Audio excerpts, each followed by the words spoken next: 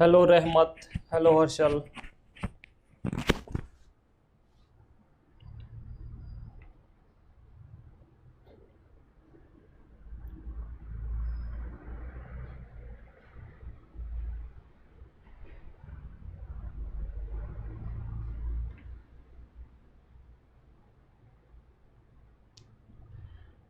Hello mister मानव। Hello अनुज। अनुज तुम हो का कभी आते हो कभी नहीं आते हो, हाँ? ईद का चांद हो तुम।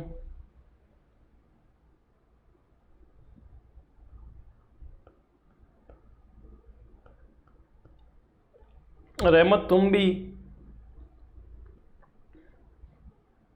हम्म। 2-3 दिन से तुम थे ही नहीं। कहाँ बिजी हो या किसके साथ बिजी हो?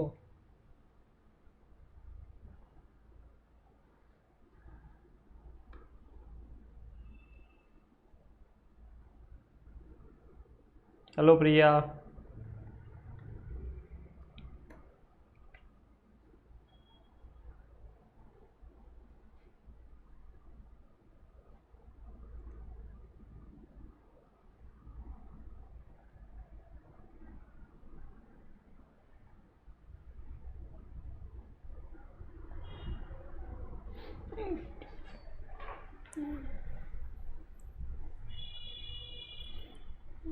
नहीं नहीं, हमको तुम पे पूरा यकीन है।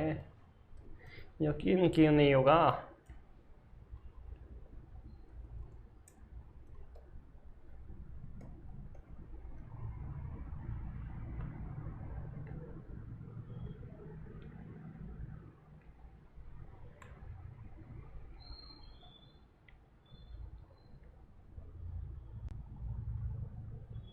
ठीक है, तो पहले ये बताइए, क्या आपने पहले कुछ पढ़ा है, उसमें कुछ डाउट है? यानी हायर परचेज के सम आपके हो गए, कुछ डाउट है तो बताओ। हायर परचेज में कुछ डाउट है?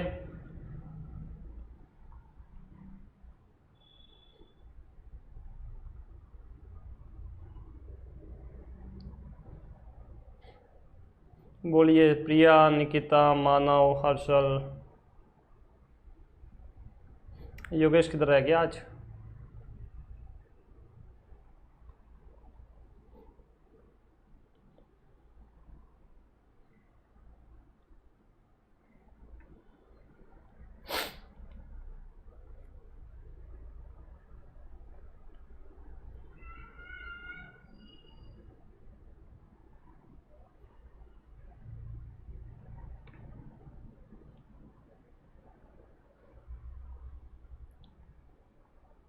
नो डाउट, चलो बढ़िया फिर।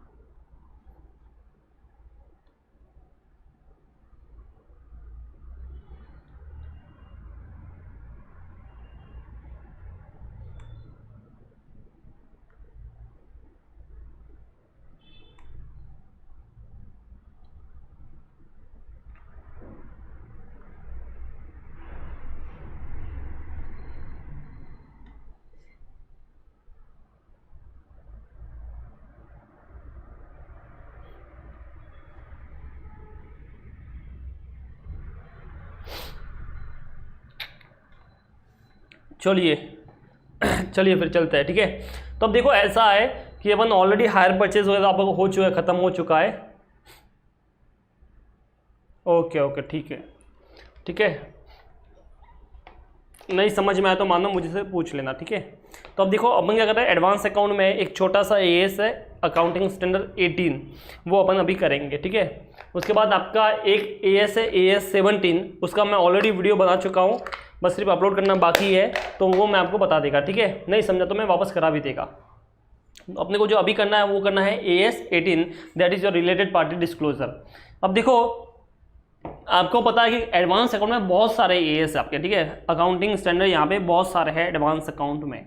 तो तुमको पता है तुम्हारे एडवांस अकाउंट्स में कितने एएस है? 4 है, 5 है, बराबर है, फिर 7 है, फिर 9 है, उसके बाद तुम्हारा 17 है, 18 है, 19 है, 20 है, 22 है, 26 है और 28 है। तो आप देख सकते हो कि 1 2 3 4 5 6 7 8 9 10 11 और एक और है 24। 12 अकाउंटिंग स्टैंडर्ड है। कितने? 12 एएस है।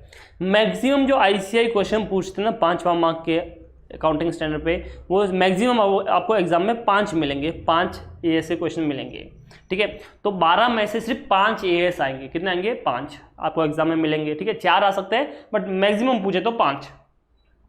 तो अब कुछ एएस ऐसे हैं जो इतने इंपॉर्टेंट है नहीं, आईसीआई कभी कभी पूछती है, 5 साल में एक बार या 4 साल में एक बार पूछती है।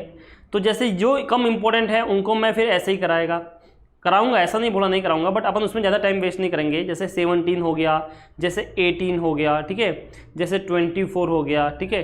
तो ये जो एएस 9 में ऑलरेडी बता चुका हूँ आपको, और 5 भी बता चुका। तो ये जो एएस मैंने यहाँ पे की है ना, इनके चांसेस कम है आने के। इनके चांसेस क्या है? कम है। ऐसा नहीं बोलता कि नहीं आएंगे, वो पॉसिबल नहीं है, ठीक है, कुछ भी आ सकता है इसे में, बट इनके आने के चांसेस क्या है? कम है।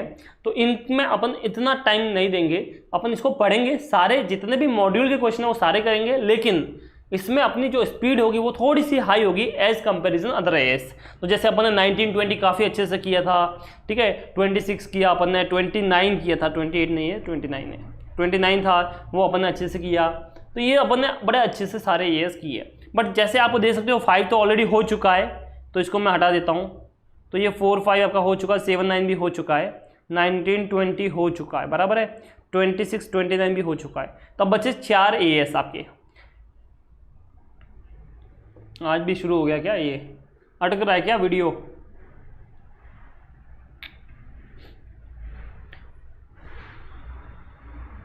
तो देखो अभी 17, 18, 22, 24, ठीक है, 4 एएस अपने पास है। कितने एएस अपने पास है? 4 एएस अपने पास है। उसमें से 17, 18 एंड 24 बिलीव में इतने इंपॉर्टेंट नहीं है, इतने इंपॉर्टेंट नहीं है। 22 इज़ वेरी इंपॉर्टेंट, तो अपन इसको बाद में अच्छे से करेंगे। बट अभी जैसे आपके पास 3 एएस है जो बेकार टाइप के एएस है, ठीक है, तो इनको अपन क्या करेंगे? अभी जल्दी जल्दी कर लेंगे। 17 का ऑलरेडी मैं रिकॉर्डिंग कर चुका हूँ, तुम्हारा 45 मिनट में ख़त्म होता है। 18 अभी अपने 1 घंटे में ख़त्म कर लेंगे, ठीक है। 24 भी घंटे भर का है, बस 22 टाइम लेगा। तो अपने को जो मेन टाइम लिखना है वो लिखना है 22 में, ठीक है। ये सब जो एएस है वो ठीक ठाक ही है। तो हम क्या करेंगे? इसको जल्दी जल्दी ख़त्म करेंगे अपन, ठीक है। तो आप ऐसा मत समझना मैं भगा रहा हूँ, बस चीज़ों के इंपॉर्टेंस अपन देख रहे हैं कि भैया आपके एग्जाम का टाइम आ चुका है पास में, तो अपन उनके पास इतना टाइम नहीं है कि हर चीज़ को अपन एकदम डिटेल वाइज में पढ़ेंगे, ठीक है। और नहीं भी होता तो भी मैं इन चीज़ों को इतना डिटेल नहीं पढ़ा था। चलो अब बात करते हैं एएस 18 की। आपको पता चलेगा एएस 18 का नाम क्या है। तो भैया जो इसका नाम है ना वो है रिलेटेड पार्टी का डिस्क्लोजर करना है। किसका डिस्क्लोज करना है? रिलेटेड पार्टी का डिस्क्लोजर, ठीक है। देखो तुम कोई छोटे बच्चे नहीं हो, तो मैं तुमको कुछ ऐसा एएस का नाम रट्टा नहीं मरवाता, ठीक है, इस एएस का ये नाम होता है, ये नाम होता है। बट जो फाउंडेशन होते हैं ना, और क्या बोलते हैं ये वाले अपने सीएस फाउंडेशन वाले, और जिनको एएस नाम याद होने होते हैं, तो उनको मैं तो थोड़ा ट्रिक व्रिक बता के करता है। पर तुम्हारा जैसे एएस 18 का नाम याद करना है तो तुमको बड़ा सिंपल सा है बेटा, कि भैया देखो कोई 2 बंदे रिलेशन में, ठीक है, तो उसका डिस्क्लोजर कौन सी एज में होना चाहिए? बताइए। अगर एक लड़की जो है वो किसी से रिलेशन में है तो कौन सी एज में घर वालों को बताना सही रहेगा, ठीक है। क्यों? जब वो मेजर हो जाए तभी बता सकती है, मायने तो बता नहीं सकती, वो तो प्रॉब्लम होगा। तो इसका मतलब 18 की एज में, 18 की उम्र, बराबर। तो ये याद रखना, 18 as 18 is your related party disclosure. चलिए अब तुमको एएस का नाम तो याद हो गया, कौन सा एज है अपना, एएस का नंबर है एएस 18, ठीक है, रिलेटेड पार्टी डिस्क्लोजर। अब करना क्या है आपको पता है कि देखो ये बताओ कि अपनी कंपनी है रिलायंस कंपनी, ठीक है, तो रिलायंस कंपनी के पास दूसरी कंपनीज भी है, अलग अलग एंटरप्राइजेज है, ठीक है, कुछ दूसरे बंदे भी है जो काम कर रहे हैं। तो क्या ऐसा हो सकता है क्या कि रिलायंस कंपनी पे किसी और कंपनी का या किसी और बंदे का इन्फ्लुएंस हो जाए? बताओ, क्या ऐसा हो सकता है कि रिलायंस कंपनी में किसी और बंदे का इन्फ्लुएंस हो जाए? रिलायंस कंपनी में क्यों? क्या मेरे ऊपर भी किसी का इन्फ्लुएंस हो सकता है क्या? बताओ, क्या मेरे ऊपर भी किसी का इन्फ्लुएंस हो सकता है? नॉर्मल सोचना, मत सोचना मैं ऐसा वैसा वैसा। क्या तुमको नॉर्मल बंदे के ऊपर भी किसी का इन्फ्लुएंस हो सकता है क्या? ये बताओ। इन्फ्लुएंस मतलब कि भैया जो दूसरों के साथ बिहेवियर करते हो और तुम उसके साथ एज कंपेरिजन थोड़ा अच्छा बिहेवियर करोगे।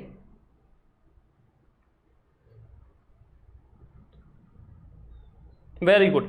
तो सबने आंसर दिया यस सर। कैसे हो सकता है कि सर देखो अगर वो आपका रिलेटेड होगा, जैसे मान लो कि मेरा घर वाला ही, जैसे मान लो कि मेरी बहन आ जाए, मेरा भाई आ जाए, मेरे पापा आ जाए, मेरी मम्मी आ जाए, ठीक है, या और कोई बंदा जो मेरे रिलेटेड है, मेरा करीबी है, वो आ जाए, तो उसके साथ मुझे कुछ ट्रांजेक्शन करना है तो मैं थोड़ा सोचेगा, मतलब एज कंपेरिजन दूसरों के साथ जो कर रहा हूँ उससे मैं सस्ते में करेगा या पैसे नहीं भी लेगा, कुछ भी हो सकता है। तो यहाँ पे जब रिलायंस कंपनी की बात की जाए तो देखो रिलायंस ने ट्रांजेक्शन किया विद अंबानी जी, नीता अंबानी जी, मुकेश अंबानी जी, ओके, या फिर और उनके बेटे या उनकी बेटियां या उनके दामाद या फिर कोई दूसरी रिलायंस की कोई दूसरी एंटरप्राइज, तो हो सकता है ना वहां पे कुछ गड़बड़ होगा। क्यों? क्योंकि वो सब लोग कौन क्या कर रहे हैं, उनको इन्फ्लुएंस कर रहे हैं।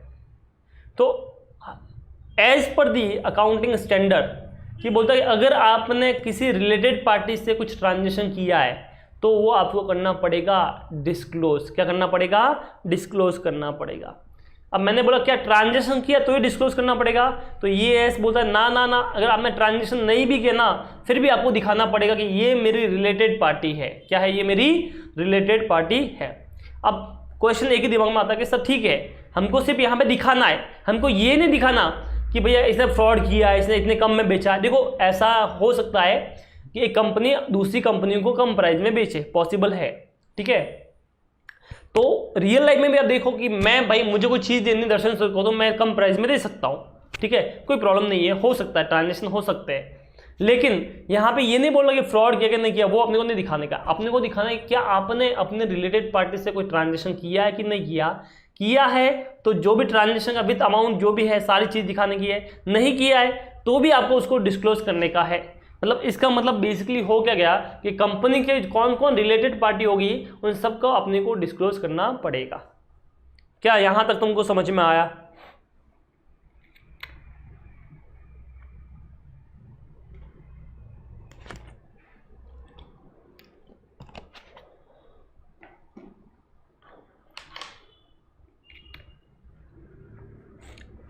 ओके, इसका मतलब ये क्या बोल रहा है पता है कि Reliance company, Tata company, Birla company, इन सब के जो भी रिलेटेड पार्टी है ना उन सबको इनको अपनी फाइनेंशियल स्टेटमेंट में नोट्स टू अकाउंट में डिस्क्लोज करना पड़ेगा कि भैया अंबानी रिलायंस में कौन कौन रिलेटेड पार्टी है। तो अपन अभी समझेंगे, डेफिनेशन समझेंगे कौन रिलेटेड पार्टी होगा, कब होगा।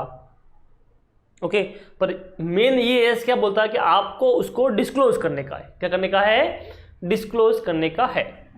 तो ये तो तुम्हारा हो गया रिलेटेड पार्टी डिस्क्लोजर का, मैंने बताया क्या होता है। अब समझते हैं कि अपने को जो मेन समझना है वो है कि रिलेटेड पार्टी मीन्स व्हाट, किसको मैं रिलेटेड पार्टी बोलूंगा और किसको नहीं बोलूंगा। तो समझिए, related party means one party which has the ability to control, the word is control. कि भैया यहां पे क्या बोला कि जब आपकी एबिलिटी है, आप करते हो कि नहीं करते वो नहीं बोला, यहाँ पे क्या बोला, आपकी एबिलिटी है कि उस बंदे को आप क्या कर सको, कंट्रोल कर सको। एंड एक्सरसाइज सिग्निफिकेंट इन्फ्लुएंस, या आप उसको सिग्निफिकेंट इन्फ्लुएंस कर सको। अब कंट्रोल मतलब क्या होता है कि आपने सामने वाली कंपनी में, सामने वाली कंपनी एंटरप्राइज में मोर देन 50% का वोटिंग राइट्स, क्या बोला मैंने, मोर देन 50% का वोटिंग राइट्स ले लिया है। In that case you control that enterprise. Sir क्यों? क्योंकि देखो रिजोल्यूशन पास होगा और पास होने के लिए अपने को 50% का वोटिंग चाहिए। तो अगर आपके पास मोर देन 50% का वोटिंग पावर है, क्या है, वोटिंग राइट या वोटिंग पावर, तो वोटिंग पावर आपके पास कितना है, मोर देन 50% है।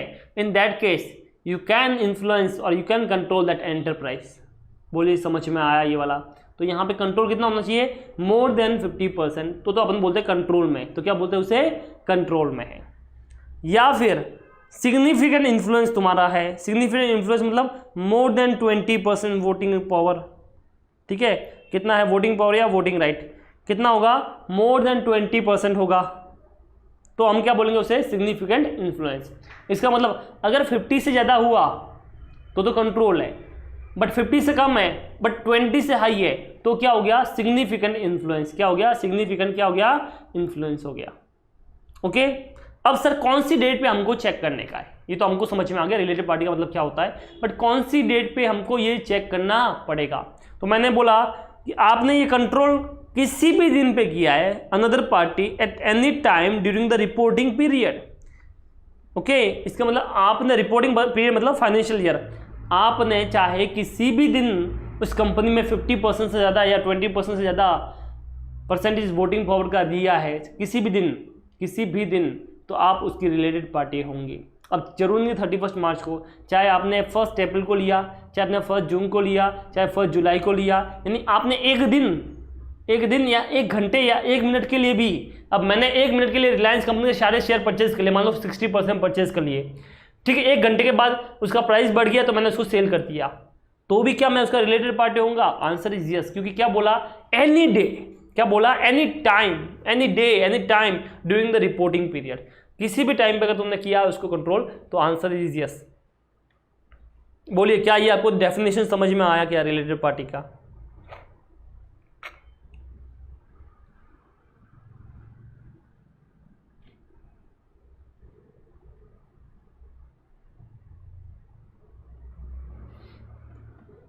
बताइए, क्या आपको ये समझा रिलेटेड पार्टी मतलब व्हाट?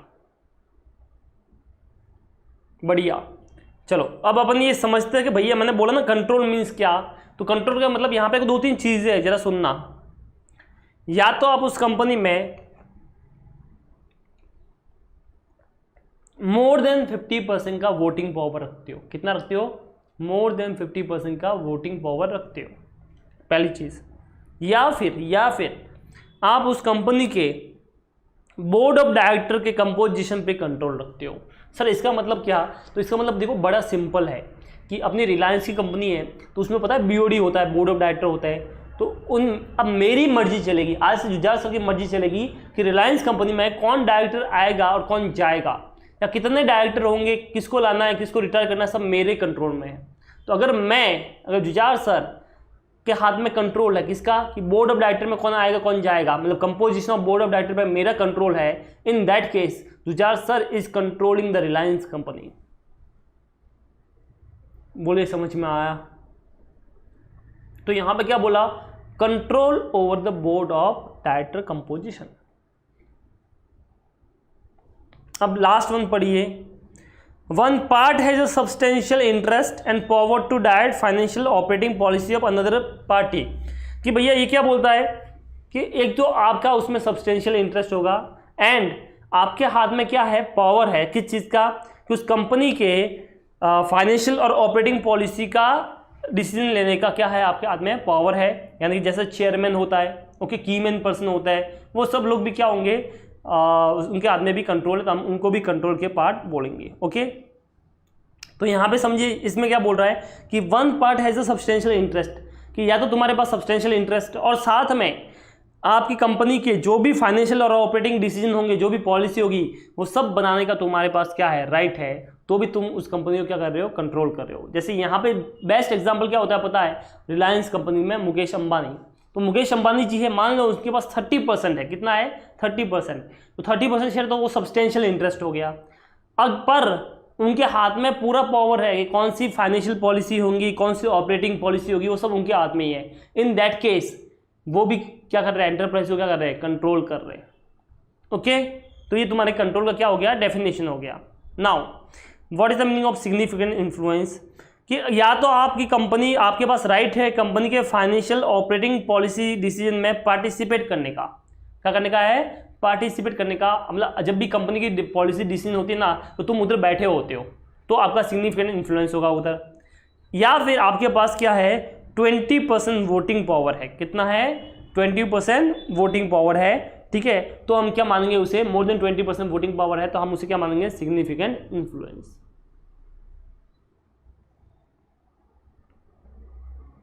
बोलिए, क्या ये आपको डेफिनेशन समझ में आया?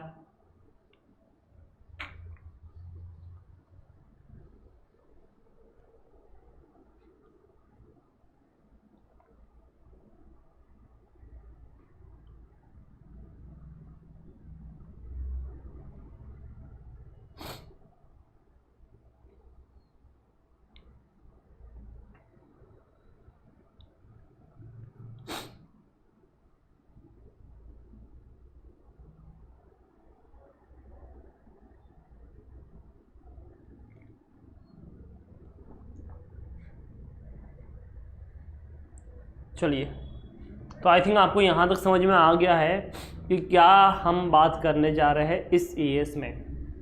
अब ये जो अकाउंटिंग स्टैंडर्ड है तुम्हारा 18, ये किन चीज़ों के बारे में क्या करेगा, डिस्क्लोजर करेगा, वो अपने को समझना है। मतलब एएस 18 में हम कौन कौन से रिलेटेड पार्टी को देखेंगे, किनको क्या करने का, वो अपने को समझना है। सबसे पहले तो हमने समझा रिलेटेड पार्टी मतलब क्या होता है, बट ये एएस हर रिलेटेड पार्टी को कवर नहीं करेगा। ये कौन सी रिलेटेड पार्टी को कवर करेगा वो अपने को यहाँ पे समझना है, ठीक है। चलिए, तो सबसे पहले मैं आपको वो समझाता है कि एंटरप्राइज, कोई भी एंटरप्राइज, हम पहले एंटरप्राइज के बारे में बात करें, मतलब कंपनीज के बारे में बात करें, ठीक है। कोई भी एंटरप्राइज दैट डायरेक्टली और indirectly through subsidy control or are control or are under common control with the reporting enterprise, ठीक है। तो उसे अपन को एएस 18 में देखना है। इसका मतलब यहाँ पे हमको सब समझना पड़ेगा, ठीक है। हम पहले समझते हैं फर्स्ट वाला, तो हम कुछ को इसको ऐसे पढ़ेंगे। देखो आपको इसको सेपरेट पढ़ना है, ये आपकी बुक की लैंग्वेज है, मैं आपको समझाएगा कि आपको सेपरेट कैसे पढ़ना है। एंटरप्राइज, ठीक है, देखो मैं हाईलाइट कर रहा हूं, एंटरप्राइज दैट डायरेक्टली, ठीक है, पहले डायरेक्टली पढ़ते हैं, डायरेक्टली कंट्रोल, ठीक है, रिपोर्टिंग एंटरप्राइज, ऐसे पढ़िए।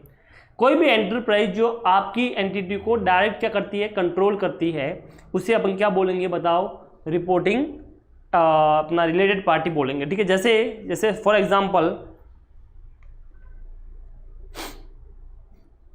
अपनी जो कंपनी है ना, उसको मैं नाम देता हूं आर, अपनी कंपनी को नाम क्या देता हूं, आर मतलब रिपोर्टिंग एंटरप्राइज। आर मतलब क्या, रिपोर्टिंग एंटरप्राइज।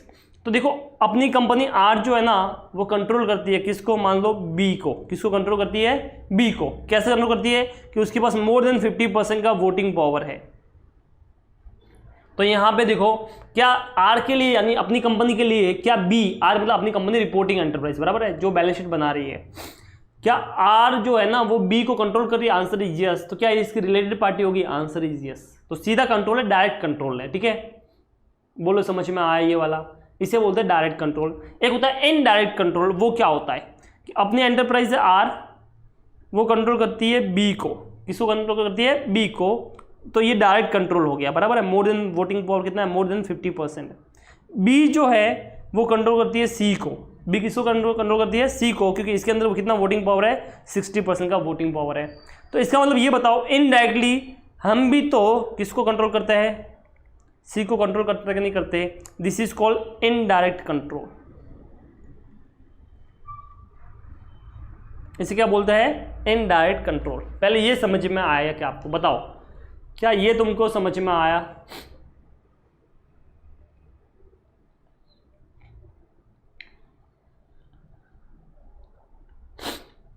बोलो भैया। मम्मी पापा को कंट्रोल करती है, बट पापा अपने को कंट्रोल करते हैं। मम्मी पापा को कंट्रोल करती है और पापा हमको कंट्रोल करते हैं। तो इसका मतलब क्या इनडायरेक्टली मम्मी हमको भी कंट्रोल कर रही है, आंसर इज यस। आंसर क्या तुम्हारा, यस। तो देखो मैंने क्या बोला, मम्मी पापा को कंट्रोल करती है, that is a direct control. उसमें कोई दो राय है नहीं, सबका यहाँ घर पे हालत यही है, ठीक है। मम्मी बोलेगी वो फाइनल है, अंडरस्टूड। पर मम्मी डायरेक्ट अपने को कंट्रोल नहीं करती है, ठीक है। मतलब कुछ काम कराना है या कुछ डांट खिलवानी है तो मम्मी डायरेक्ट नहीं बोलती। मम्मी क्या बोलती है, पापा को बोलती है, क्योंकि पापा अपने को कंट्रोल करते हैं, तो पापा फिर अपने को बोलेंगे। तो यहाँ पे मम्मी ने पापा को बोला, पापा ने हमको बोला, तो इनडायरेक्टली मम्मी अपने को कंट्रोल कर रही है। बोलिए समझ में आया ये वाला। तो एक तो हो गया डायरेक्ट कंट्रोल और एक क्या हो गया, इनडायरेक्ट कंट्रोल। क्या ये तुमको समझ में आया, ठीक है। तो ये हमने पढ़ा फर्स्ट लाइन कि एंटरप्राइज दैट डायरेक्टली और इनडायरेक्टली, ठीक है, डायरेक्टली और indirectly through the subsidiary control the reporting enterprise, understood. चलो, तो आई थिंक ये आपको चीज समझ में आ गई है, पहली वाली, ठीक है। ये हमने पढ़ा सीधा। अब समझते हैं आगे। तो ये एग्जाम्पल नंबर 1 था, ये एग्जाम्पल नंबर 2 था। अब हम पढ़ेंगे एग्जाम्पल नंबर 3, ठीक है। अब इसमें क्या हो रहा है, देखो कि अपनी एंटरप्राइज ये आर है, आर अपनी एंटरप्राइज है, ठीक है। रिपोर्टिंग, नाम ही मैंने दिया रिपोर्टिंग, आर अपने को कोई कंट्रोल कर रहा है। मान लो ए, ये जो ए है ये अपने अंदर मोर देन 50% का वोटिंग राइट है, यानी अपने सारे शेयर मतलब 60% या 70% किसके पास है, आर के पास।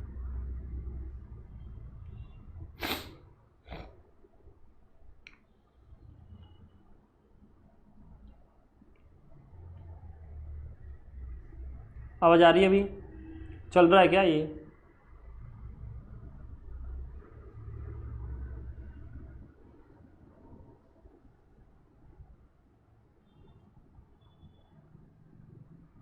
चलो, तो देखो पहली चीज हमने क्या देखी कि भाई अपन ने किसी को कंट्रोल किया, तो अपनी सब्सिडी कंपनी, अपनी सब्सिडी मतलब जिसमें अपन ने मोर देन 50% होल्ड किया है वो अपनी सब्सिडी हो गई। तो अपनी सब्सिडी कंपनी या फिर मेरी सब्सिडी की कोई सब्सिडी है तो उसको भी मैं कंट्रोल कर रहा है, तो वो चीज़ होगी।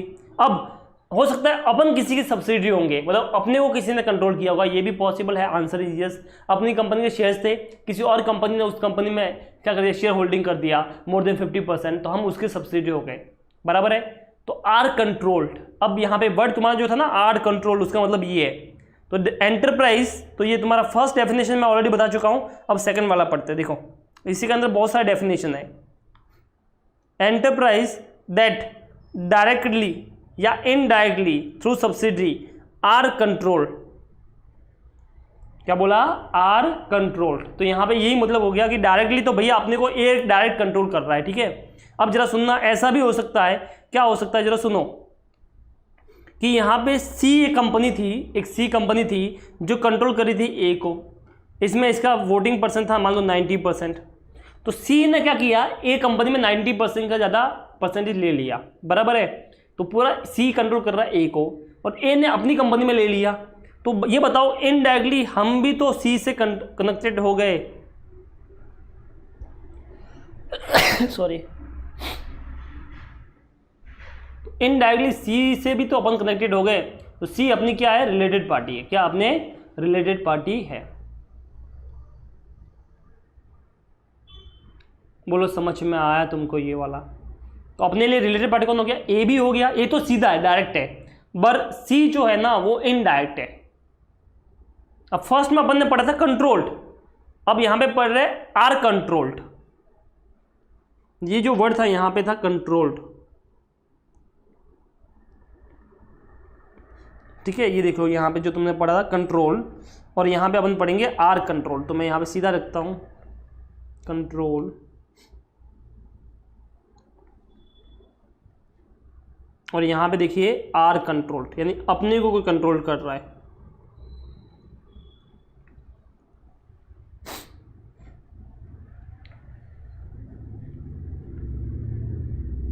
अंडरस्टूड। तो यहाँ पे अपने लिए ए भी रिलेटेड पार्टी और सी भी रिलेटेड पार्टी। सर ये ऐसा क्यों दिखा रहे हो? क्योंकि देखो ऐसा कल उठ के हो सकता है ना कि आप कुछ गड़बड़ कर लो। जैसे मान लो कि सी जो है ठीक है, सी क्या बोलती है, सी को गुड्स लेने का, किससे लेने का है, अपने पास से लेने का, आर के पास से लेने का है। तो सी कंपनी को अपने पास से गुड्स चाहिए, सस्ते में चाहिए, ठीक है। और सी क्या बोलेगी पता है, सी ए को बोलेगी ए सुन, क्योंकि ऑब्वियसली सी ए को कंट्रोल कर रही है, तो सी ए को बोलेगी कि तुझे क्या करने का है, सी को आर को बोलने का है, यानी हमको बोलने का है कि वो सस्ते में देगा। अब ए अपने को बोलेगा कि तुझे गुड्स है ना सी को सस्ते में देना है, तो मैं ऑब्जेक्शन नहीं उठा सकता ना, क्योंकि ए मुझे कंट्रोल कर रहा है। और ए बेचारा नहीं बोल सकता क्योंकि ए को कौन कंट्रोल कर रहा है, सी कंट्रोल कर रहा है, तो बात तो खत्म हो गई। इसके लिए अपन क्या बोलते हैं कि ये रिलेटेड पार्टी देखते हैं।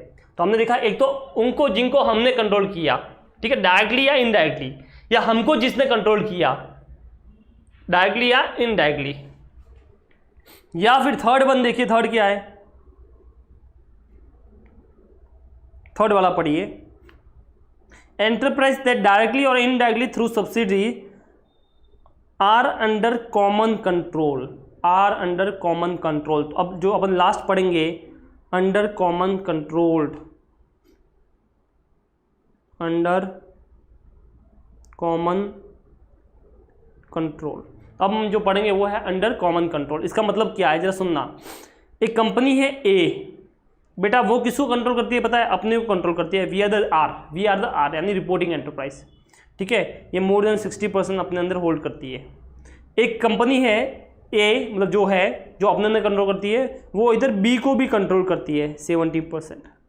तो देखो ए किसको कंट्रोल करता है, आर को करता है, ए किसको कंट्रोल करता है, बी को करता है। अपना और बी का कोई रिलेशन है नहीं, अपना और बी का कोई भी रिलेशन यहाँ पे नहीं है, फिर भी बिकॉज अपन दोनों क्या है, कॉमन कंट्रोल में, क्योंकि अपना भी होल्डिंग कंपनी कौन है, ए है, बी का भी होल्डिंग कंपनी कौन है, ए है, तो हम यहाँ पे कॉमन कंट्रोल में, हम यहाँ पे क्या है, कॉमन कंट्रोल में है, तो यहाँ पे अपन भी कौन हो गए, रिलेटेड पार्टी हो गए, क्या हो गए, हम क्या हो गए, रिलेटेड पार्टी हो गए।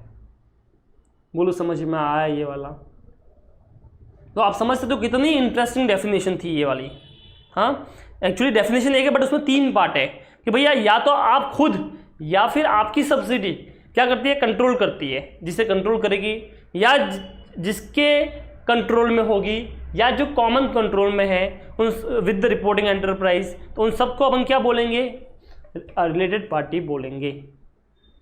ओके, तो यहाँ पे हमने बात की सब्सिडी कंपनी की अपनी, यहाँ पे बात की होल्डिंग कंपनी की, और इसे बोलते हैं फिलो कंपनी। क्या बोलते हैं, फिलो सब्सिडी कंपनी, यानी आर और बी दोनों क्या है, फिलो सब्सिडी है।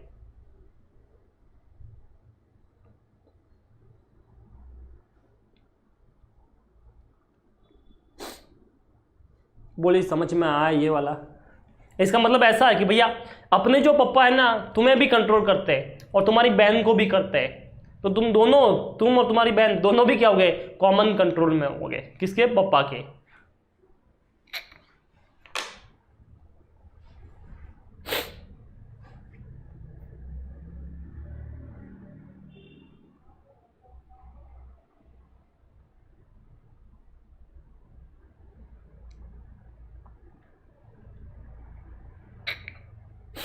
चलिए बढ़िया। तो आई थिंक ये फर्स्ट वाली डेफिनेशन आपको समझ में आ गई होगी, बड़ी मजेदार डेफिनेशन थी, राइट, कि भैया आप किसी को कंट्रोल करते हैं या आपको कोई कंट्रोल करता है या आपके कॉमन कंट्रोल में है, डायरेक्टली या इनडायरेक्टली, इन दैट केस वो सब आपकी रिलेटेड पार्टी हो जाएगी।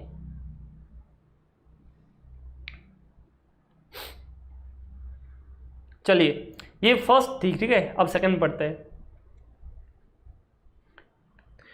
Associate and joint venture, associate and the joint venture of the reporting enterprise, यानी तुम रिपोर्टिंग एंटरप्राइज हो तो तुम्हारी कोई एसोसिएट है या तुम्हारा कोई जॉइंट वेंचर है, ठीक है, एंड द इन्वेस्टिंग पार्टी, और क्या है, इन्वेस्टिंग पार्टी है, of which reporting enterprise is an associate और जॉइंट वेंचर। देखो आर कंट्रोल और इनडायरेक्ट कंट्रोल समझिए, एक तो होता है डायरेक्ट कंट्रोल, एक होता है इनडायरेक्ट कंट्रोल। डायरेक्ट कंट्रोल क्या होता है कि आपने सीधा उसमें शेयर्स ले लिया 50%, बराबर है। तो यहाँ पे देखो ये जो फर्स्ट वाला मेथड था ये डायरेक्ट कंट्रोल था, बट जो नीचे वाला देखा ना अपन ने, ये क्या था, इनडायरेक्ट कंट्रोल। वैसा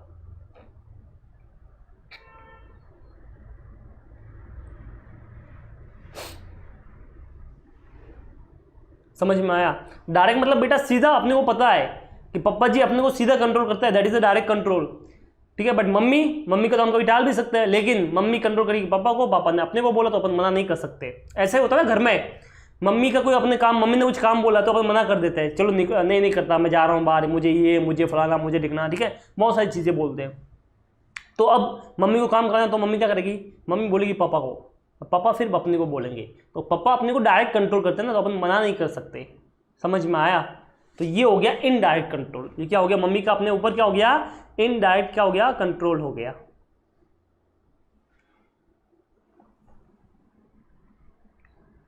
अब समझिए आगे, सेकेंड डेफिनेशन पढ़ते हैं। आपकी कंपनी में कोई एसोसिएट है, क्या है, एसोसिएट। एसोसिएट मतलब जिसमें आप मोर देन 20% हेल्ड करते हो। तो अपनी जो कंपनी है यहाँ पे, ठीक है, आर एक कंपनी है, अपन एक कंपनी है, मान लो टाटा कंपनी, उसमें अपन 30% अपन ने शेयर ले रखे हैं। कितने ले रखे हैं, 30%। अगर मोर देन 50% होता तो बेटा सब्सिडी हो जाती, मोर देन 50% होता तो सब्सिडी हो जाती, पर यहाँ पे सब्सिडी नहीं है, हमने उसी कंपनी के 30% शेयर्स लिए, ठीक है। 30% शेयर मतलब वोटिंग पावर, हमेशा शेयर्स बोलूँगा तो समझना वोटिंग पावर। तो 30% शेयर्स अपन ने लिए, तो ये क्या है, ये अपना एसोसिएट है। क्या ये अपना एसोसिएट्स है।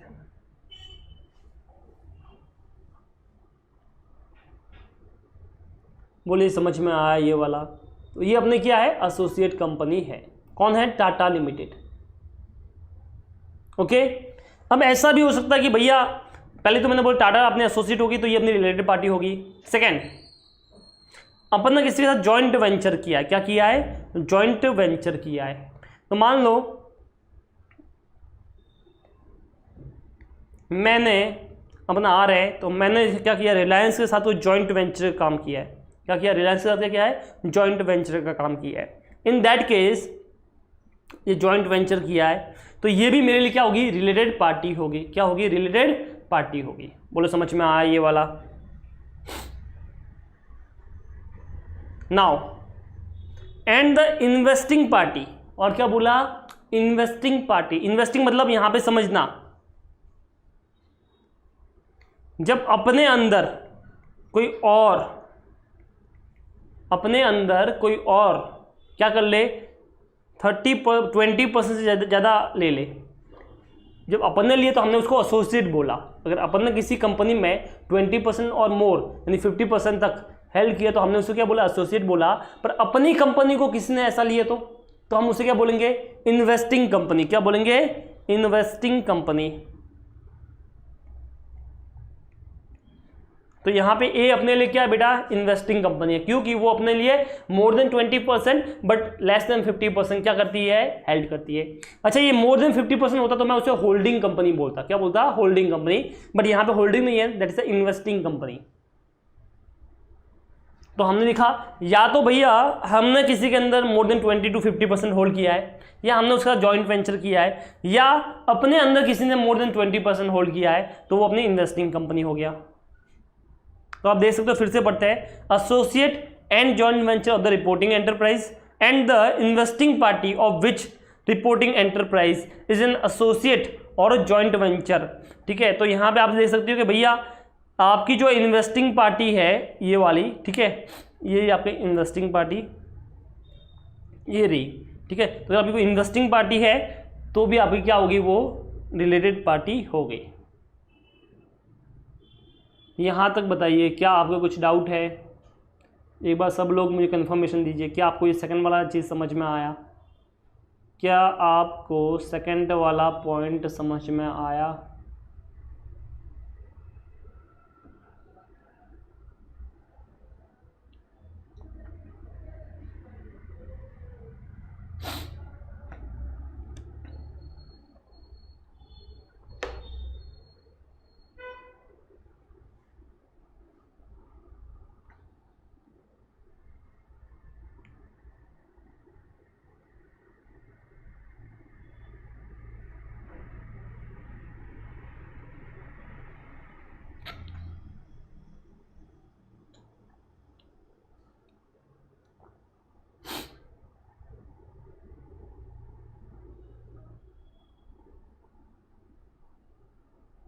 चलिए बढ़िया,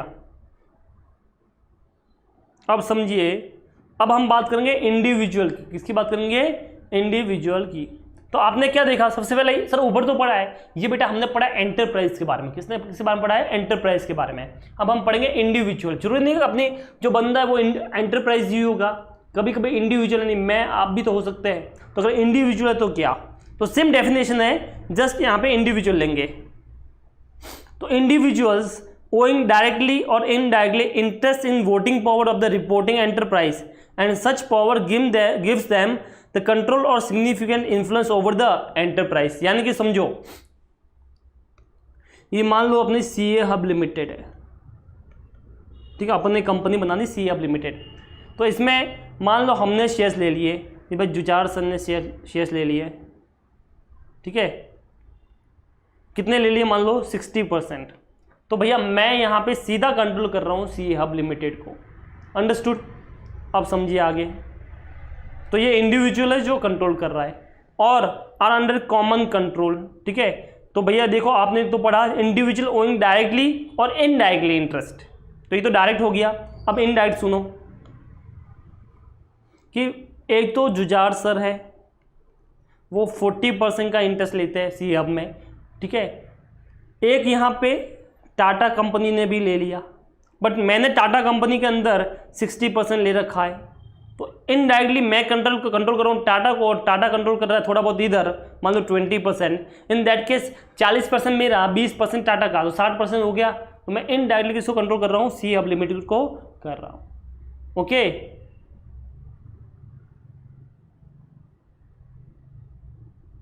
बोलिए समझ में आया ये वाला? यस।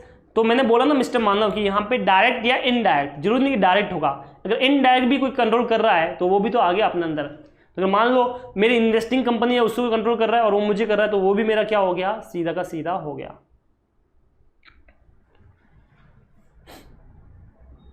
ओके, पर याद रखना एक चीज, याद रखना कभी भी को वेंचर होते ना, वो रिलेटेड पार्टी नहीं होते। जैसे ये मैं हूं, ये मान लो अपन है आर है, ये अपना आर है, बराबर है। अपन ने जॉइंट वेंचर किया विद ए, अपने जॉइंट वेंचर किया किसके साथ? ए के साथ। ओके, और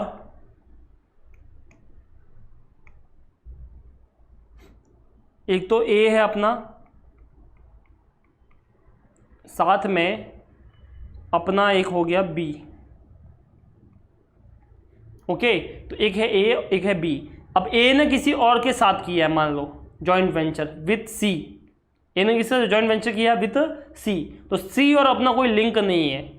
ये चीज़ ध्यान रखना कि भैया अपन अपना जॉइंट वेंचर कौन है? ए है और बी है।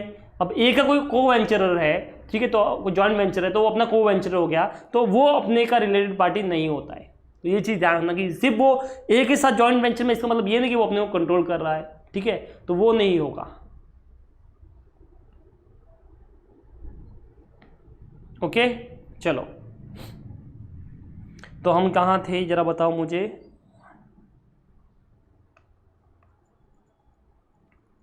हाँ, तो हम बात कर रहे हैं इंडिविजुअल की, ठीक है। तो ये देखो, या तो कोई इंडिविजुअल कोई बंदा है, वो क्या करता है? डायरेक्ट कंट्रोल करता है या इनडायरेक्ट कंट्रोल करता है, ठीक है, किसको? रिपोर्टिंग एंटरप्राइज को। ओके, या फिर सिग्निफिकेंट इन्फ्लुएंस रखता है, या क्या लगता है? वो सिग्निफिकेंट इन्फ्लुएंस रखता है, तो भी क्या होगा? उसका रिलेटेड पार्टी होगा। ओके, मतलब मोर देन 20% करेगा तो भी होगा।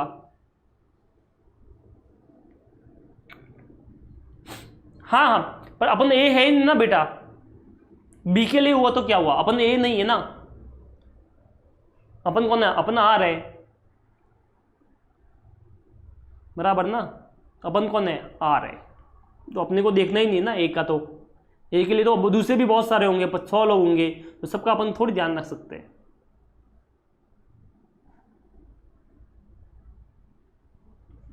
तो अब देखिए, इंडिविजुअल ओइंग डायरेक्टली और indirectly interest in voting power of the reporting enterprise and such power give them the control और significant influence over the enterprise, ठीक है, तो उसे अपन क्या बोलेंगे? रिलेटेड पार्टी बोलेंगे।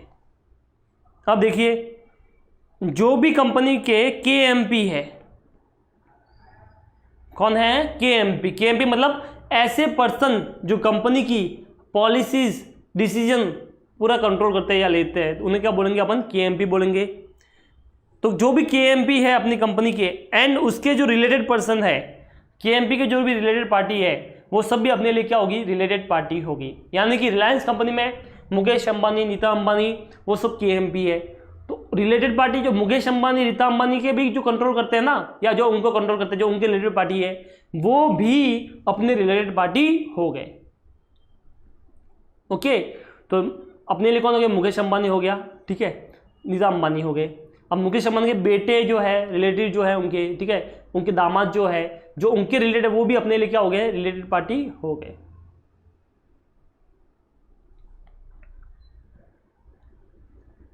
अभी देखिए, enterprises over which individual or key managerial person is able to exercise significant influence.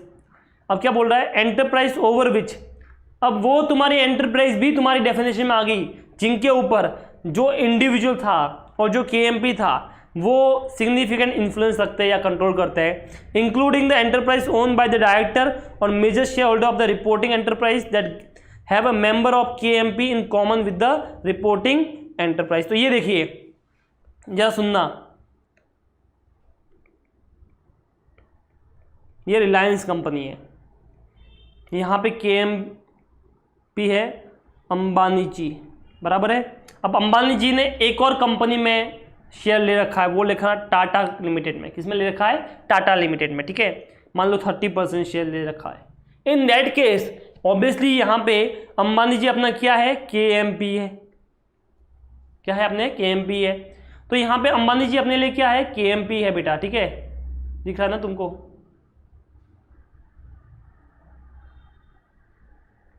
तो अंबानी जी अपने लिए क्या है? KMP है। तो ये क्या बोल रहा है कि जो अपने KMP है ना, ये वाला जो KMP, ठीक है, या कोई इंडिविजुअल मान लो अंबानी जी अपने अंदर हेल्प करता है, वो किसी और कंपनी में भी सिग्निफिकेंट इन्फ्लुएंस रखते हैं। इन दैट केस हम दोनों भी अपन क्या हो जाएंगे? रिलेटेड पार्टी हो जाएंगे। तो यहाँ पे रिलायंस और टाटा भी क्या हो जाएगी? रिलेटेड पार्टी हो जाएगी। अगर अंबानी जी किस में हेल्प करते हैं? टाटा में मोर देन 20% लेते हैं तो। अब ये डेफिनेशन पढ़िए, एंटरप्राइज ओवर विच वो एंटरप्राइज यानी यहाँ पे Tata limited, enterprise over which individual or KMP person is able to exercise significant influence, यानी कि यहाँ पे टाटा लिमिटेड जो तुम्हारी है, ठीक है, जिसके ऊपर अंबानी जी कंट्रोल कर रहे हैं 30% का सिग्निफिकेंट इन्फ्लुएंस है, तो वो अपने लिए भी क्या होगी? रिलेटेड पार्टी हो गई। Including the enterprise own by the director और major shareholder of the reporting enterprise that have a member of key management in common with the reporting enterprise, ठीक है। तो ये तो वही बात होगी, KMP जहाँ पे भी है तो वो तुम्हारा हो गया। बोले समझ में आया ये वाला? मतलब आपको अपने जो भी कंपनी के KMP होंगे ना, उनको भी पूछना पड़ेगा, अरे KMP साहब कहीं आप बताइए आप कौन सी कंपनी में शेयर होल्ड करते हो मोर देन 20%, तो उनका डिटेल भी अपने को लगेगा। इसका मतलब कल उठे तुम किसी कंपनी में चले गए, नई लिस्टेड कंपनी तुमने बनाई, बराबर है, और तुम्हारी कंपनी के जो KMP होंगे उन सबको तुमको पूछना पड़ेगा, KMP साहब आप बताइए कि आप और किस कंपनी में शेयर सेल करते हैं मोर देन 20%, तो वो भी अपने लिए क्या होगी? रिलेटेड पार्टी हो गई, बराबर है।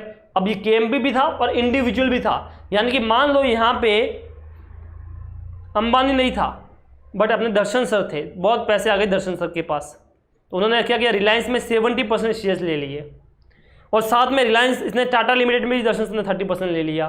तो यहाँ पे देखो दर्शन सर जो अपने को कंट्रोल कर रहे हैं इंडिविजुअल है, तो वो और किसी को सिग्निफिकेंट इन्फ्लुएंस करे टाटा को, तो हम दोनों भी क्या हो गए? रिलेटेड पार्टी हो गए। तो चाहे KMP हो चाहे इंडिविजुअल हो, दोनों की बात हम कर रहे हैं।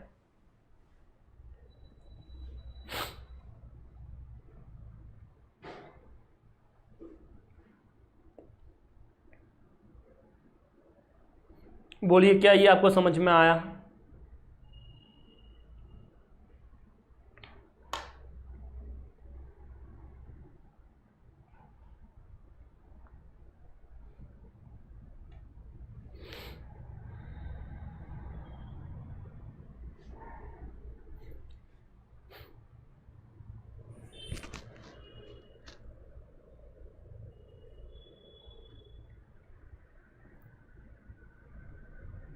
Yes yes. अब समझो मैंने बोला था KMP और उसके रिलेटिव भी आएंगे। अब रिलेटिव मतलब कौन सर? रिलेटिव मतलब कौन? तो देखो मैं मेरी वाइफ यानी स्पाउस, ठीक है, मैं मेरी वाइफ, हम दोनों तो एक ही है, तो मैं मेरी वाइफ, ठीक है, मेरे भाई बहन, मेरा भाई मेरा बहन, मैं मेरी वाइफ मेरे भाई मेरे बहन, मेरे पापा मेरे मम्मी, मेरे पापा मेरी मम्मी, और मेरे बच्चे। तो यहाँ पे देखो मैं मेरी पत्नी मेरे भाई बहन मेरे मम्मी पापा और मेरे बच्चे, ये सब अपनी रिलेटेड की डेफिनेशन में आते हैं।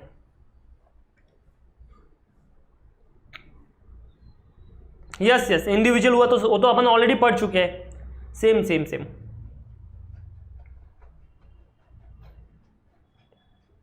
मतलब लॉ ने यहाँ पे क्या किया? अलग अलग चीजें बोली, पहले एंटरप्राइज के बारे में बोला, फिर इंडिविजुअल के बारे में बोला।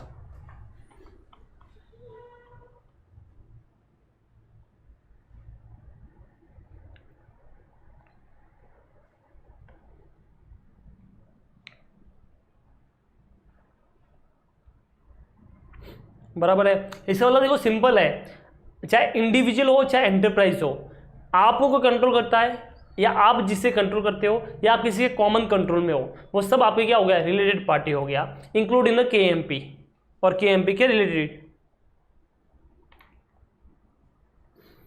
ओके, तो यहां पे देखिए की manager person those who have authority, KMP मतलब कौन? जिनके पास क्या है? अथॉरिटी है, रेस्पॉन्सिबिलिटी है, किसकी? प्लानिंग, डायरेक्टिंग और controlling the activities of the reporting enterprise, जो रिपोर्टिंग एंटरप्राइज की एक्टिविटी को कंट्रोल कर सके, डायरेक्ट कर सके और प्लान कर सके, उनको अपन क्या बोलेंगे, क्या बोलेंगे बताओ, KMP। तो हर director is not KMP, every director is not a KMP। ये चीज आपको समझनी पड़ेगी भैया कि हर डायरेक्टर, कोई आपने बोला WDD है, होल टाइम डायरेक्टर है, तो क्या KMP होगा? ना ना, जरूरी नहीं है। अगर वो प्लानिंग, डायरेक्टिंग और कंट्रोलिंग करता है तुम्हारी एक्टिविटी को, तो तुम्हारा KMP होगा।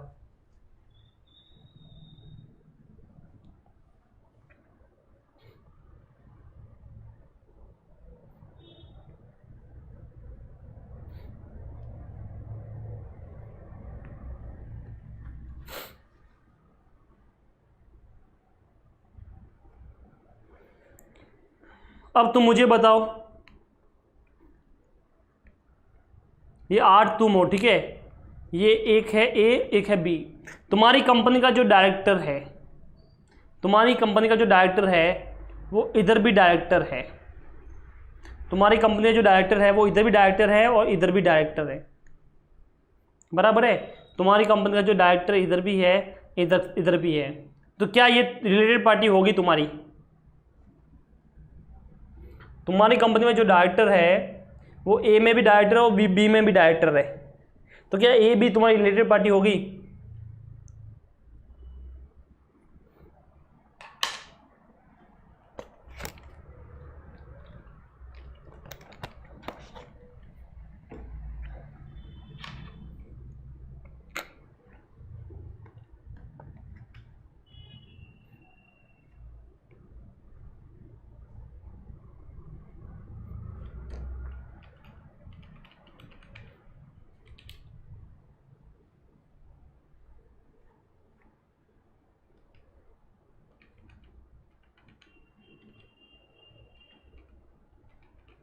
नहीं वाले, जरा रीजन बताना मुझे, चिराग मानव, क्यों नहीं होगा? क्या सोच के आपने नहीं बोला?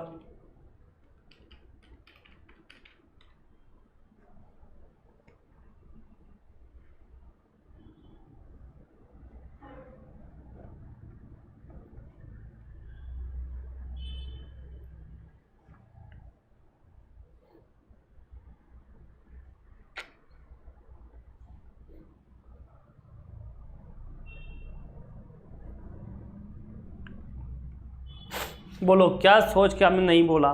तो देखो, मैंने आपको पहले भी बोला था मिस्टर अनुज कि KMP और डायरेक्टर में, दोनों में फ़र्क होता है। जरूरी नहीं कि हर डायरेक्टर तुम्हारा KMP होगा।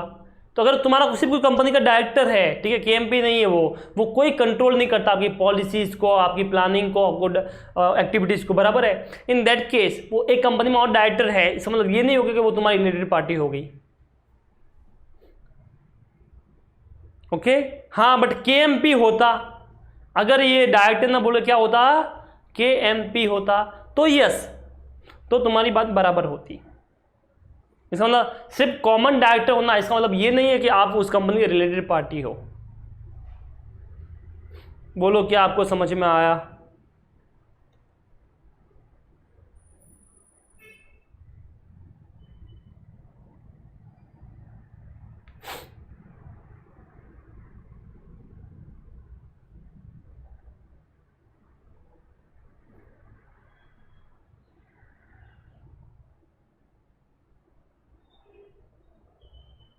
चलो, हाँ, बट KMP हुआ तो फिर बात बराबर है, तो सर हो गया, इन्फ्लुएंस हो गया।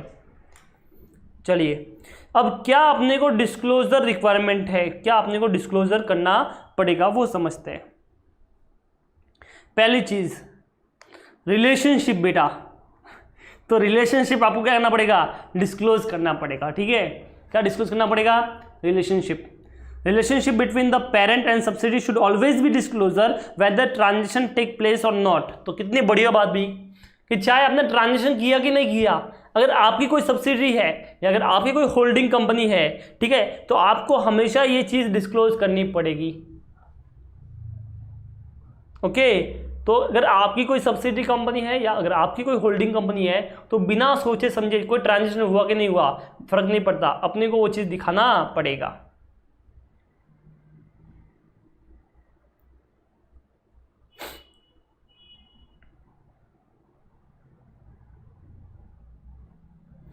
अब देखिए सेकंड, KMP जो की मैनेजमेंट पर्सन है तुम्हारे, उनको कंपनसेशन जो आपने कुछ पे किया कंपनसेशन, तो वो भी डिस्क्लोज करना पड़ेगा। जैसे शॉर्ट टर्म एम्प्लॉय बेनिफिट होता है, पोस्ट एम्प्लॉयमेंट बेनिफिट होता है, gratuity, PF, other long term benefit है। तो जो भी अपने अपने KMP को जो भी दिया ना बेनिफिट, जो कंपनसेशन पे किया है, वो सब चीज़ें डिस्क्लोज करनी पड़ेगी।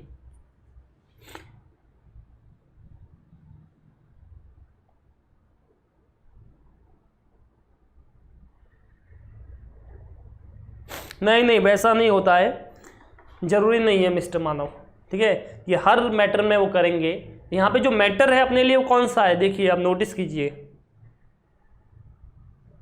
Policy decision. जो भी आप फाइनेंशियल या ऑपरेटिंग पॉलिसी बनाते हो ना, कंपनी जो पॉलिसी रहेगी उसमें वो पार्टिसिपेट करते हैं। तो पॉलिसी बनाने में यहाँ पे बोला गया है, ठीक है। कंपनी की पॉलिसी बनी हुई है ऑलरेडी और वो सिर्फ उसको कंटिन्यू कर रहे हैं, इन दैट केस वो पार्टिसिपेट नहीं माना जाएगा उसको।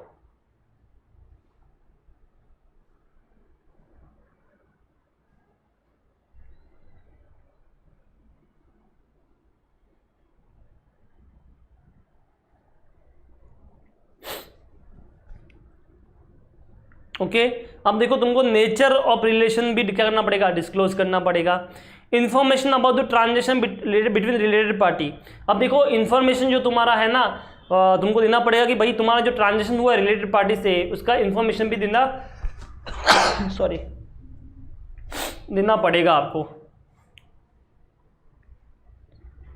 ओके तो ये चीज़ ध्यान रखना कि भाई आपने उससे कुछ सेल किया, परचेज किया, तो वो सब दिखाना पड़ेगा।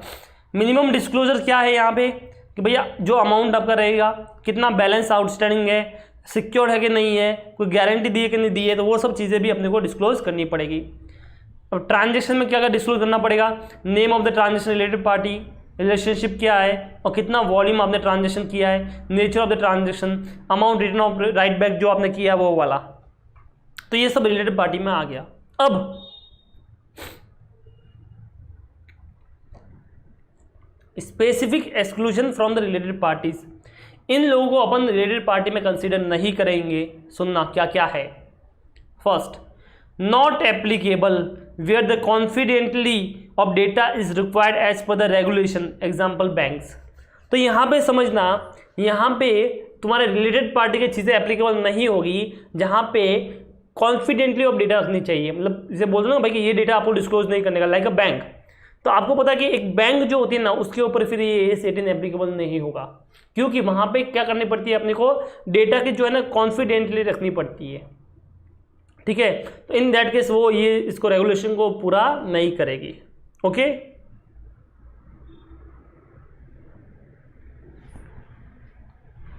Second, two companies just because of a common director. तो ये मैं ऑलरेडी आपको बता चुका हूं कि जस्ट कोई कॉमन डायरेक्टर है, इसका मतलब ये नहीं कि आपकी वो रिलेटेड पार्टी होगी तो उसको अपन नहीं मानेंगे। Provided the director is not able to affect their policy in mutual dealing, बराबर है। नाउ कोई कंपनी का सिंगल कस्टमर है या सप्लायर है या फ्रेंचाइजीज है या डिस्ट्रीब्यूटर है, just because of main business का अमाउंट का वॉल्यूम ज़्यादा है, इसका मतलब ये नहीं कि वो आपकी रिलेटेड पार्टी हो गया, ठीक है। तो जरा सुनना कि भाई अपनी कंपनी का एक ही सप्लायर है, अपनी कंपनी में गुड्स एक बंदा ही भेजता है, तो जस्ट वो अकेला भेजता है, इसका मतलब ये नहीं कि वो अपना रिलेटेड पार्टी हो गया। या अपना जो कस्टमर है, अपन जिसको सेल करते हैं वो सिर्फ एक बंदा ही है, तो इसका मतलब ये नहीं होगा कि वो अपना रिलेटेड पार्टी हो गया। तो ये चीज़ आप ध्यान रखना, ठीक है। अब सुनो, इन लोगों को भी अपन रिलेटेड पार्टी नहीं बोलेंगे। कौन? कोई फाइनेंशियर है, ट्रेड यूनियन है, public utility, government department, agencies, bodies, उनको भी अपन रिलेटेड पार्टी कभी नहीं बोलेंगे। A non executive director should not be considered as a KMP। मैंने बोला था हर कोई KMP नहीं होता है, unless he has the authority and responsibility for the planning, directing and controlling the activities of the enterprise. तो कोई नॉन एग्जीक्यूटिव डायरेक्टर है, इसका मतलब वो नहीं कि वो क्या होगा, KMP होगा। अब देखिए, the requirement of AS 18 should not be applied in respect of non executive director even if participate in the financial and operating decision. तो यहाँ पे देखो बोल दिया, क्या बोला कि भैया तुम्हारी कंपनी का कोई नॉन एग्जीक्यूटिव डायरेक्टर है, वो रिलेटेड पार्टी की डेफिनेशन में नहीं आएगा। बोलो समझ में आया ये वाला? तो ये स्पेसिफिक एक्सक्लूजन है। हाँ, मतलब चाहे वो आएंगे तो फिर भी अपन इनको कंसिडर नहीं करेंगे। A disclosure about the intra-group transaction is consolidation financial statement is not required as the same get elimination in the consolidation। तो ये बेटा अपना जब चैप्टर हो जाएगा ना कंसोलिडेशन तब तुमको समझ में आएगा, तो अभी छोड़ दो इसको। आगे क्या बोलता है, no disclosure is required in the financial statement of state control enterprise and transaction with such enterprise. तो कभी कोई स्टेट यानी महाराष्ट्र गवर्नमेंट किसी को कंट्रोल करती है तो अपन को उसको रिलेटेड पार्टी नहीं बताने का और कुछ डिस्क्लोजर देने का काम नहीं है। ओके, अब यहाँ पे एक कॉमन सेंटेंस तुम यूज कर सकते हो, KMP मतलब क्या, in case of company the MD, the whole term director, the manager and any person in accordance with whose direction or instruction of the board of director of company is to act usually considered as a KMP। ठीक है, person without any formal title may be considered to be KMP if the plan direct and control the activity of the enterprise. ठीक है, तो ये normal definition बोला है, बाकी main चीज़ वही है कि आपको उसकी कंपनी की पॉलिसी में को प्लान करने में, डायरेक्ट करने में आप उसका यूज़ करते हो तो अपन उसको रिलेटेड पार्टी बोलेंगे। बोलिए, यहाँ तक किसी को डाउट है?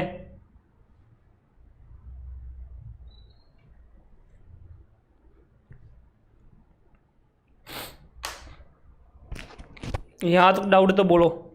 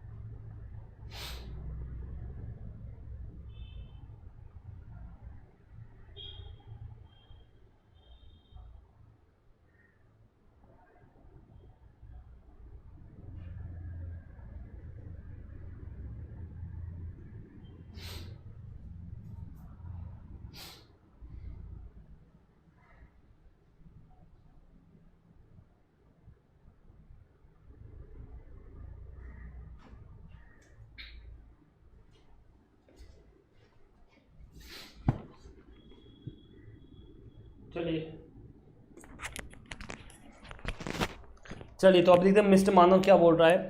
सर, अगर कोई भी कंपनी किसी भी कंपनी में 50% प्लस शेयर्स हेल्ड करता है तो वो इन्वेस्टिंग कंपनी हुई ना, मतलब सब होल्डिंग कंपनी इन्वेस्टिंग कंपनी हुई ना। देखो मानो आप क्या बोल रहे हो, जब अगर कोई भी कंपनी किसी भी कंपनी में 50% प्लस शेयर्स तो बेटा सॉरी, अगर 50% से ज़्यादा हेल्ड करेगी तो सब्सिडी कंपनी होगी ना, फिर इन्वेस्टिंग कंपनी की बात ही नहीं हुई।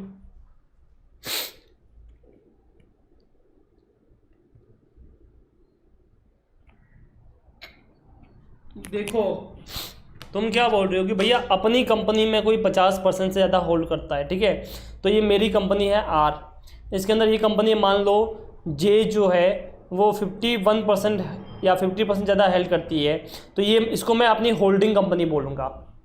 मैं क्या बोलूँगा? Holding company. अगर अपनी कंपनी में कोई मोर देन 50% होल्ड करता है तो that is a holding company. Okay, और अगर 20 to 50% तक होल्ड करता है ना तो that is called investing company. क्या बोलेंगे उसे? Investing company. ओके, अलग अलग डेफिनेशन बोला, वर्डिंग अलग अलग बोलते हैं।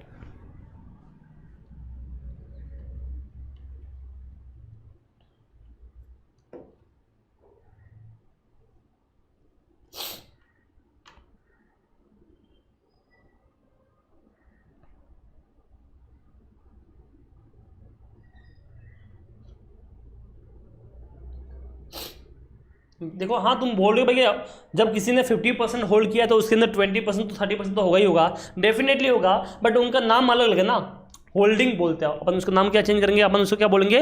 होल्डिंग बोलेंगे। ठीक है,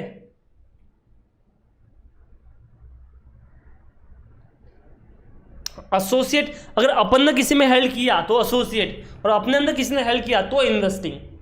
दोनों में फर्क समझो वर्डिंग में। अगर अपन ने किसी के अंदर हेल्ड किया तो एसोसिएट हो गई, और अपने अंदर किसी ने 20 to 50% हेल्ड किया तो वो इन्वेस्टिंग होगा।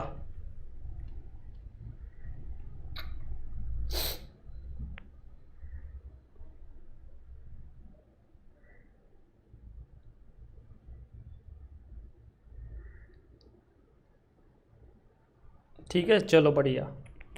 तो आई थिंक आपको ये समझ में आ चुका है यहाँ पे चलिए अभी क्या करते हैं अपन मॉड्यूल में देख लेते हैं क्या है अपने पास।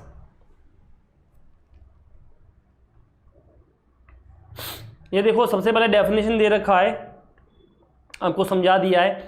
ये पूरी वही चीज़ें जो मैंने आपको बताई है, ABCD, ठीक है।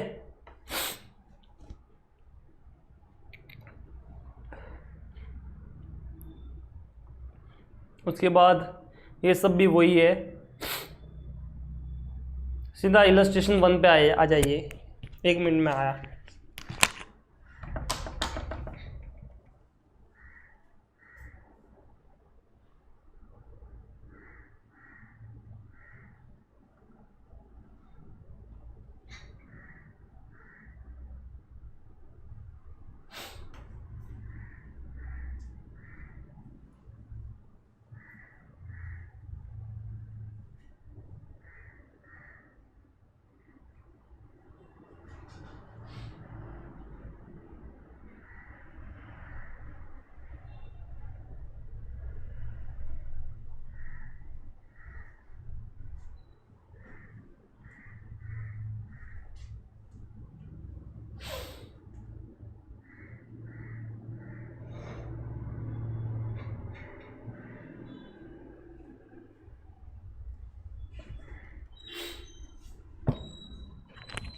चलिए तो अभी अपन इलस्ट्रेशन 1 देखते हैं।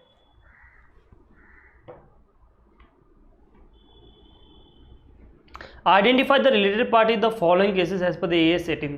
आपको रिलेटेड पार्टी का क्या करने का है, डिस्क्लोजर करने का है। A limited holds 51% of B limited. Sorry, A limited जो है ना वो B में कितना हेल्ड करती है, 51%। B limited hold 51% of O limited, और Z लिमिटेड जो है ना वो 49% ऑफ O लिमिटेड करती है, ठीक है। तो आपको हर केस में बताना किसके लिए कौन होगा। तो अपने लिए कौन कौन है, सबसे पहले A की बात करते हैं। A की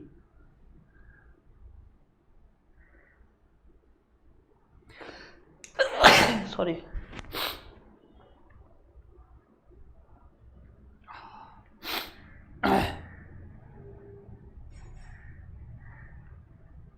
चलिए A limited holds 51% of B limited.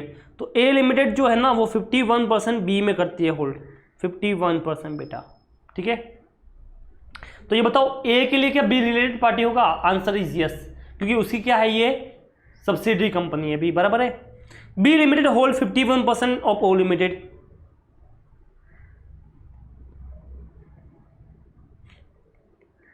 B कितना होल्ड करती है, 51% करती है।